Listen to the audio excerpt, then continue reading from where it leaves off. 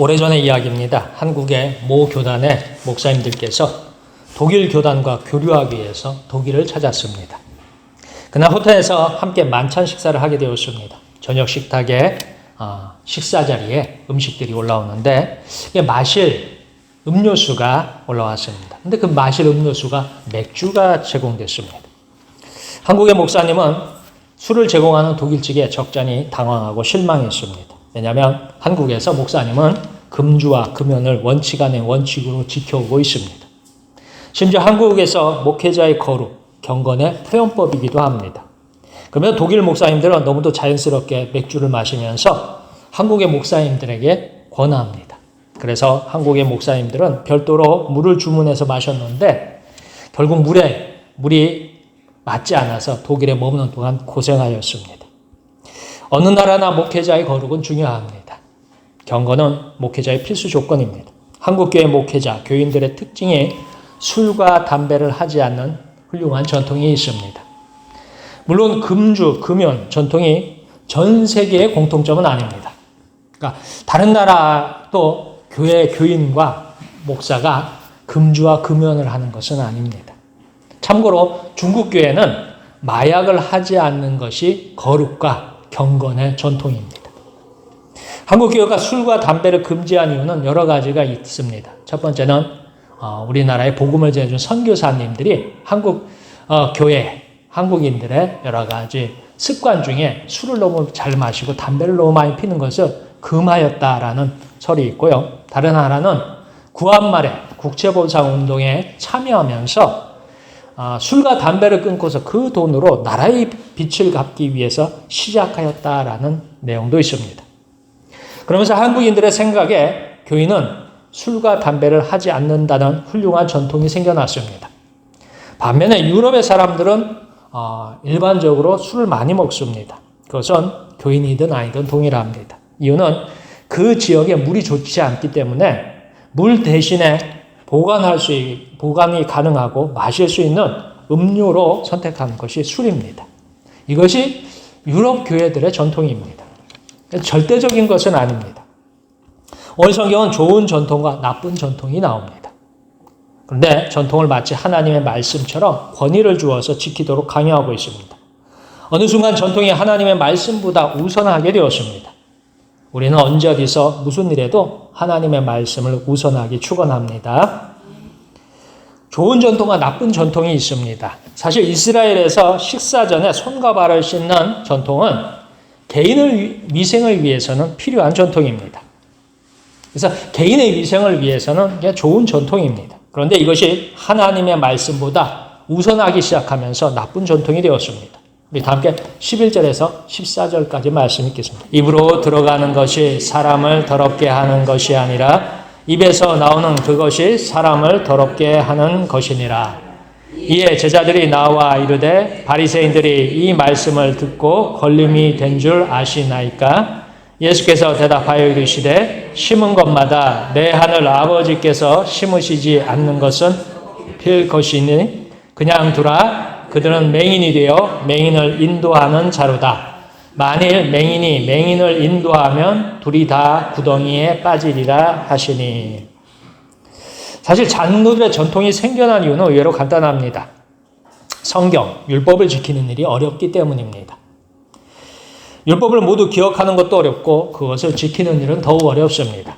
일단 율법을 아는 것이 어려워요. 당시 많은 사람들이 문맹입니다. 글을 읽지를 못해요. 거기에 당시의 성경은 히브리어로 기록되어 있어서 이 성경을 읽는 것조차 힘든 일입니다. 기록을 읽는 것과 말을 하는 것은 또 다릅니다. 더욱이 이스라엘 민족은 신앙과 믿음을 파선한 고통스러운 역사가 있습니다. 바로 남유다의 멸망과 바벨론의 포로로 노예로 끌려간 경험은 깊은 상처를 남겼습니다. 이스라엘 민족이 그렇게 하나님의 말씀을 어기고 하나님의 말씀을 외면하고 무시했다가 나라도 망하고 민족도 망한 그런 역사를 경험했어요. 그래서 다시 그 바벨론에 끌려갔다가 나중에 다시 돌아왔어요. 돌아온 이스라엘 민족은 이제 마음속에 큰 결심을 합니다. 율법을 지키기로, 성경 말씀을 순종하기로 결심합니다. 그렇게 선택한 방법이 조금 편하고 쉽게 율법을 지키는 울타리와 담장을 만들기로 했습니다. 사람들이 이 울타리를 따라서 담장을 따라서 진행하면 율법을 지킬 수 있으리라 기대합니다. 그래서 생겨난 것이 장로들의 전통입니다. 처음 장로들의 전통은 쉬웠습니다. 편리했습니다. 이것을 지키면 자연스럽게 율법을 지키느니라 생각했습니다. 더 이상 죄인으로 율법을 정죄받을 이유가 없습니다. 이스라엘 민족과 장로들은 이 편리함에 동의하고 손을 잡았습니다. 이스라엘 민족은 어려운 히브리어를 듣고 외우고 배울 필요가, 율법을 암송하고 읽을 필요가 없어졌습니다. 그러니 자기의 삶에 더욱 충실할 수 있습니다. 그러니까 하나님의 율법을 배워야 돼요. 그걸 암송해야 돼요. 그걸 수시로 읽어야 돼요. 근데 이게 너무 힘든 거예요. 그러니까 백성들은 율법을 알아야 되는 것도 중요하고 율법을 배우는 것도 중요하고 그것도 암송하는 것도 중요한데 그걸 하자니 너무 시간이 많이 걸리고 너무 힘든 거예요. 다음으로 이스라엘 지도자들은 굳이 어려운 히브리어 율법을 암송할 필요도 없고 배울 필요도 없고 가르칠 필요도 없습니다. 그러니까 백성들도 어려운데 그걸 쉽게 하자고 하는 거고 가르치는 사람들도 어떻게 해요? 좀 쉽게 가르칩시다. 쉽게 갑시다 해가지고서 서로 필요에 의해서 뭐냐면 율법에 하나님의 말씀에 보다는 이렇게 장로들의 전통을 세워나갔습니다. 어느 순간 이스라엘 선생들은 히브리어 율법이나 하나님의 말씀보다 장로의 전통만을 가르치게 되었습니다. 특별히 이스라엘 지도자, 장로는 백성을 다스리기가 쉬워졌습니다. 언제든 필요를 따라서 장로들의 전통을 추구하고 빼면 됩니다. 그렇게 시간이 흘러서 본래의 취지는 사라지고 자기들의 편리를 위해서 장로의 전통을 이용하기 시작합니다. 하나님의 말씀, 하나님의 율법, 하나님의 뜻과는 상관없는 민족이 백성이 되었습니다. 언제부터 한국교회도 비슷한 길을 가기 시작했습니다. 언제부터 한국교회 교인들도 성경을 읽지 않기 시작했어요. 왜요? 첫째는 성경이 너무 두꺼워요. 성경책이 두껍죠. 그걸 꾸준히 읽어나간다는 것도 쉽지 않아요. 자기 삶도 바쁘고 자기 힘도 자기도 피곤하고 힘든데 시간 내가지고 그걸 읽으려고 해봐요. 목사인 저는 직업이기 때문에 성경을 쭉 보고 계속해서 싫어도 보고 억지로라도 보고 조금이라도 이렇게 보나가지만 일반 교인들 입장에서 성경을 보는 것은 뭐예요? 시간 낭비 같기도 하고 이게 이해도 안 되고 아무튼 굉장히 힘들고 피곤하고 괴로운 일이에요. 그러니까 성경을 어떻게 해요? 읽지 않기 시작했습니다. 그리고 이제 목사들도, 그래서 설교를 전한 목사들도 교인들이 성경을 읽지 않는 걸 알아요. 그러니까 설교를 어떻게 해요? 쉽게 준비해 가는 거예요. 어떻게 해요? 세상에 있는 어떤 세상적인 상식이나 세상적인 지식이나 어떤 사상이 자꾸 설교 안에 묻어나기 시작하는 거예요. 하나님의 말씀으로부터 나오는 것이 아니라 세상의 주변에 들리는 그것들이 설교 안에 묻어가기 시작해요. 그러면 또 교인들 입장에서는 또 그것도 이해하기가 또 쉬워져요. 왜요? 늘 듣는 얘기니까. 근데 이제 문제가 있어요. 이게 하나님의 말씀으로부터 과연 왔느냐 안 왔느냐를 아무도 구별하지 못하는 거예요. 왜요? 성경을 안 읽기 때문에. 그러니까 목사님은 권위를 가지고 그 권위 안에 세상의 것을 아무리 갖다 집어넣어도 그것이 성경으로부터 왔는지 목사님의 개인적인 생각이나 사상이나 감정으로부터 왔는지 구분을 못합니다. 특별히 한국에는 이 대형교회 목사, 거물급 목사들의 설교 안에는 꼭 그런 건 아닌데 가끔씩 개인적인 생각 또는 개인적인 사상 또는 감정, 지식이 녹아들고 있습니다. 이런 설교를 이용하기 시작했습니다. 그들이 부여받는 권위는요, 대형교회라는 거물이라는 평가를 마치 하나님께 주신 권위로 받아들였습니다. 사실은 하나님께서 베푸신 큰 은혜고 큰 책임일 뿐입니다. 더욱이 앞으로는 더 위험한 시대가 돼가고 있습니다. 요즘은 AI라는 게 있어요. 그래서 목회자들 사이에도 지금 많은 논쟁이 되는 것 하나가 지금은 설교를 준비하는데 저도 몇 시간씩, 며칠씩 준비를 합니다. 그런데 앞으로는 그럴 필요가 없대요. 어떻게 해요? AI에다가 성경 본문 주어지고 주제 주어지고 설교 부탁해 하면은 어떻게 해요? 한 5분 안에 설교 하나가 뚝딱 나와요. 언젠가 은퇴하시는 목사님들이 너무너무 신기해가지고 한번 얘기를 한 적이 있어요. 모르겠습니다. 왜냐하면 그 AI라는 것은 지금까지 우리보다 앞에, 저희보다 이제 앞선 세대에 많은 수많은 훌륭한 목사님들이 있어요. 그 목사님들의 설교와 그 목사님들의 어떤 경험들을 데이터로 이제 쭉 축적을 해놓은 거예요. 근데 거기서 뭐예요? 그거를 이제 거기서 뽑아내는 거죠. 짜집기를 하는 거예요. 그래서 이제 설교를 만들어내는 겁니다. 그래서 제가 그런 생각을 해봤어요. 거기에 과연 성령님이 역사하실까? 하나님이 거기에 은혜를 베푸실까 하는 게 문제예요. 왜냐하면 설교를 준비한다는 것은 목회자에게 굉장히 어떻게 하면 표현해야 될까요? 여러분들이 뭐라 해야 될까? 우리 여성분들이 음식을 만들 적에 고민하죠. 어떤 재료를 가지고 어떻게 해야 맛있는 음식이 된다고 고민하고 그 사이에 뭐예요? 자기의 수고와 노력과 시간이 들잖아요. 근데 설교도 비슷해요. 설교도 그냥 이렇게 뚝딱 해가지고 뽑아내는 게 아니라 일단 성경 말씀에 대한 고민이 있어요. 세상에 대한 여러 가지 뭐냐면 하나님이 주신 어떤 감동이나 세상에 대한 비판이나 뭐 이런 것들이 있어요. 그러니까 하나님의 말씀과 세상을 비교하는 거예요.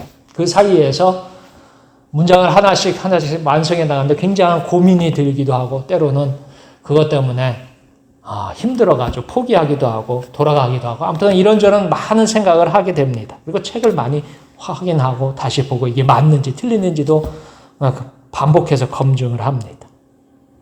그렇게 해서 설교를 만들어내요. 그런데 교인들은 성경을 안 본다는 게 점점 제가 봐도 우리 교회 교인들 성경을 안 보는 것 같아요. 성경을 잘 읽지 않는 것 같아요. 그럼 어떤 일이 벌어질까요? 제가 하는 설교가 맞는지 틀리는지 알아요? 몰라요? 모르는 거예요. 단지 제가 목사라는 권위를 가지고 전하기 때문에 그것을 뭐예요? 맹목적으로 쉽게 받아들이는 그런 일이 벌어지는 거예요. 그러면 어떻게 해요? 저도 맹인이 되는 거고 여러분들도 맹인이 되는 거예요. 둘 다 맹인이 되면 어떻게 되겠어요? 오늘 성경에 보면 둘 다 구덩이에 빠진다고 했어요. 둘 다 망한다 했습니다. 이것은 하나님이 심은 것이 아닙니다.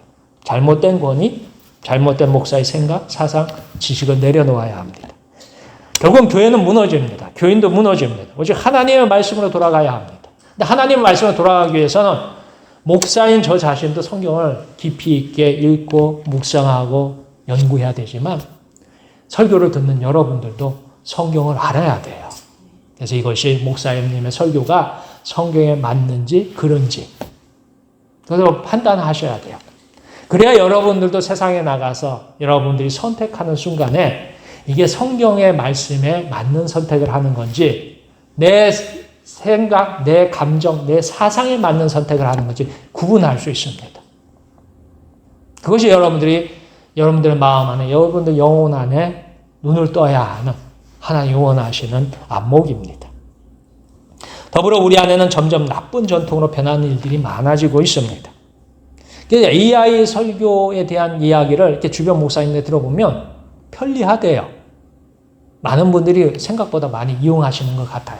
심지어는 자기 설교들을 이렇게 그 AI 거기다가 이렇게 올리면 AI가 또 그 자기 설교를 제가 이제 쓴 설교를 거기다 올리면 그걸 다시 이렇게 수정을 해서 그렇게도 해준대요.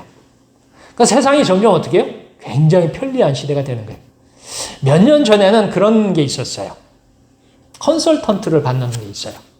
우리나라에 이제 유명한 교회 목사님들 이런 분들이 이제 고가의 컨설턴트를 받는데 어떻게 하냐면 먼저 설교를 자기가 원하는 설교를 이렇게 작성을 해요. 그래서 그 컨설턴트 회사가 있습니다. 거기다가 이제 그 설교를 보내면 거기에 이제 여러 이제 신학자들이나 이런 목회자들이 그 팀을 짜가지고 그 목사님의 설교를 가져다가 그걸 컨설팅을 해줘요.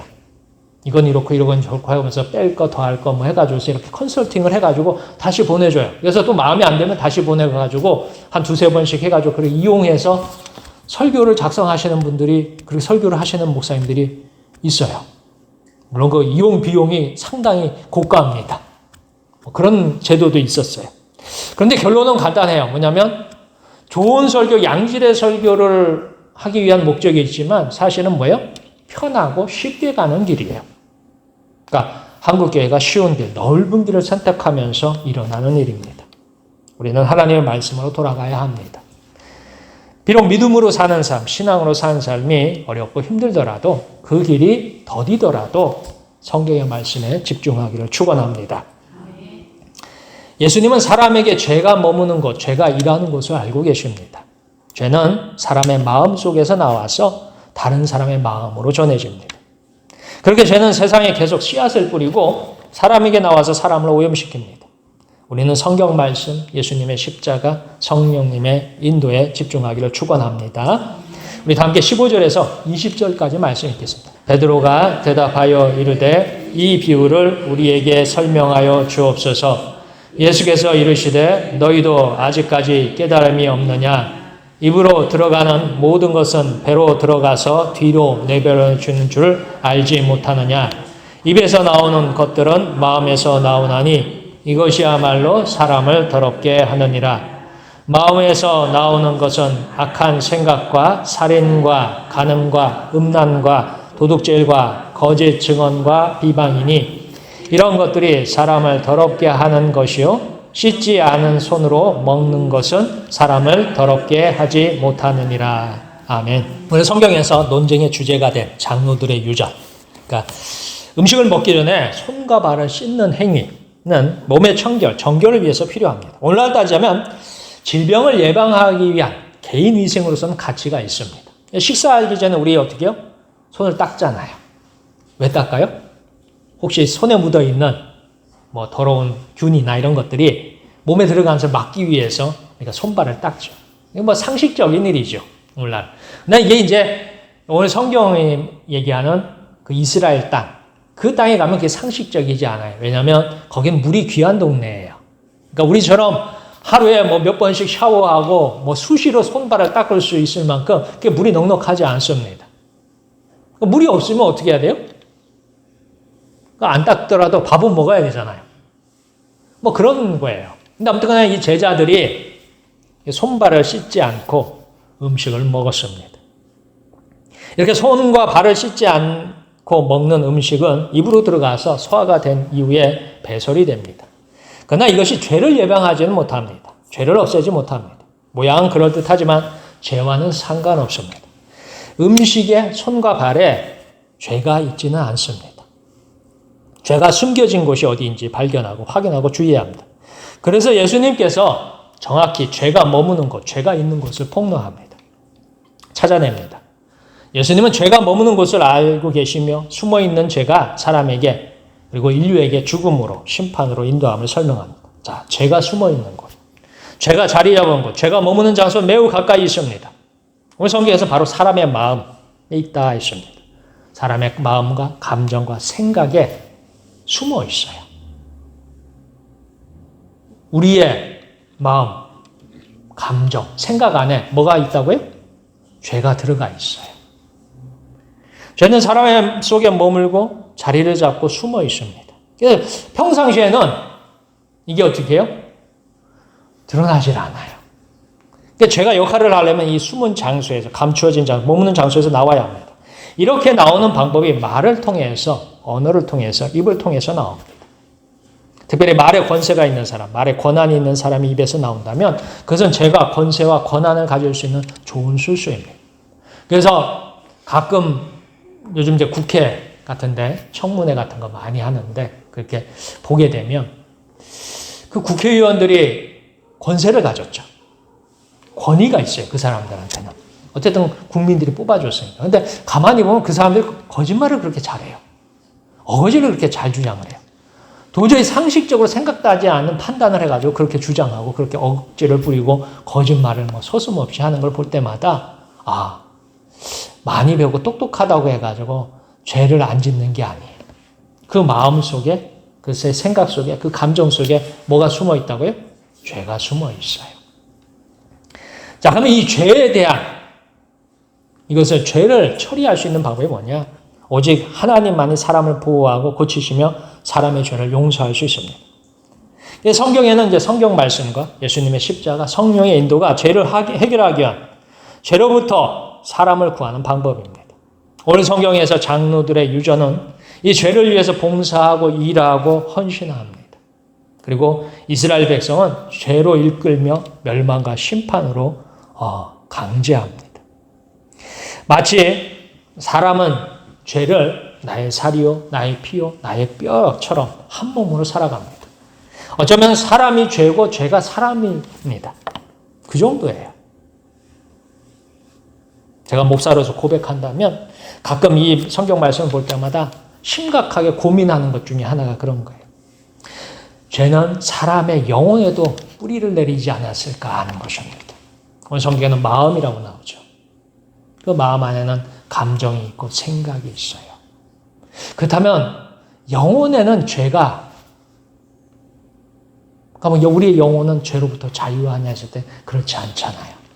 혹시 우리 영혼에도 죄가 뿌리가 박혀 있지 않을까 하는 그런 고민을 해봅니다. 그만큼 죄는 위선적이고 교묘하고 악질입니다. 그 죄가 우리에게 영원한 심판과 형벌과 멸망을 함께 하자고 목줄을 잡고 있습니다. 우리 목에 목줄이 잡혔는데 그 죄가 우리의 목줄을 잡고서 어떻게 하자고요? 같이 심판을 받자고, 같이 형벌을 받자고, 같이 멸망하자고 끌고 가고 있는 것입니다. 도무지 사람은 죄에서 벗어나거나 탈출하거나 없애지 못합니다. 오직 하나님께서 마치 사람의 수술을 하듯이 사람에서 마음을 분리하고 영혼을 가르고 그 속에서 죄를 뽑기 전까지는 불가능합니다. 하나님께서 사람에게 죄를 분리하고 갈라내 뽑아내는 일, 이걸 누구에게 맡기셨냐? 예수님 앞에 맡기셨어요. 예수님의 십자가로 죄를 정하고 심판하고 멸망시키셨습니다. 그리고 그 예수님께서 하신 일을 우리가 믿으면 우리에게 구원을 주시고 영생과 생명을 약속하셨습니다. 우리가 한 게 아니라 예수님이 그것을 한 것을 우리가 어떻게 하면요? 그것을 인정하고 받아들이면, 그것을 믿으면 우리가 한 게 아니에요. 예수님이 하셨어요. 단지 우리는 그 예수님을 어떻게 해요? 인정하고 나의 주인으로 내 마음에 받아들이면 그 예수님이 하신 그 모든 것을 덧입어서 우리에게 구원과 영생과 생명을 허락하셨습니다. 오늘 우리는 죄에 대해서 경계하고 두려워해야 합니다. 죄는 언제든지 어디서든지 어떻게든지 우리의 마음에 침투할 수 있습니다. 다만 여기서 죄로부터 우리를 지키는 분이 계십니다. 성경의 말씀이, 예수님의 십자가가, 성령의 동행이 우리를 지키고 이끌고 보호합니다. 우리가 이 모든 것을 믿고 동의하고 순종하면 가능합니다. 오늘 말씀에 우리는 예수님의 말씀을 세상의 어떤 종류의 전통이나 도덕이나 법보다도 우선하기를 축원합니다. 우리에게 있는 제1의 법이 있다면 그것은 예수님의 복음입니다. 그 복음을 바탕으로 세상을 보고 판단하고 선택하고 결정하기를 축원합니다. 그리고 우리는 시간이 들고 힘들더라도 하나님의 말씀을 가까이 하실 필요가 있어요. 왜냐하면 여러분들이 선택하는 순간에는 제가 그 옆에 없어요. 여러분이 일주일 동안 사는 동안에는 여러분들이 수없이 많은 선택을 할 거예요. 그 중에는 신앙과 상관없는 선택도 있어요. 신앙과 관계되는 선택을 할 때는 제가 그 옆에 없어요. 그럼 여러분과 함께 하신 게 성령 하나님이 함께 하실 거고, 여러분이 읽은 성경의 말씀이 함께 하실 거고, 여러분이 신뢰하고 있는 예수님의 십자가를 여러분들이 함께 하실 거예요. 그걸 바탕으로 여러분들이 하나님이 원하신 걸 선택하시고, 하나님이 원치 않는 것은 어떻게 한다고요? 거절하는 것. 그것이 여러분들이 하나님이 원하시는 삶이에요. 그것이 여러분들의 삶을 통해 드러나는 그리스도의 향기가 된 줄 믿으시길 축원합니다. 그래서 예수의 복음이 여러분의 삶을 지키고 이끌어가길 주의 이름으로 축원합니다. 기도하겠습니다.